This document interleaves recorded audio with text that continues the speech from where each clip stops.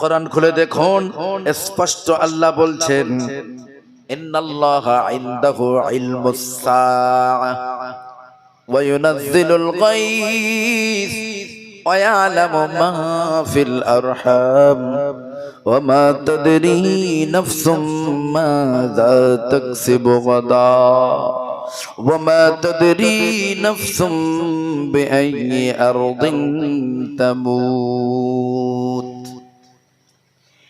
একই আয়াতের ভিতরে পাঁচটা বিষয় উল্লেখ করে আল্লাহ রাব্বুল আলামিন বলেছেন, ইন্নাল্লাহা ইনদাহু ইলমুস সাআহ, নিশ্চয় আমি আল্লাহ ছাড়া পৃথিবীর কেউ জানে না কিয়ামত কবে হবে। আপনারা জানেন নাকি কিয়ামত কবে হবে? জানেন?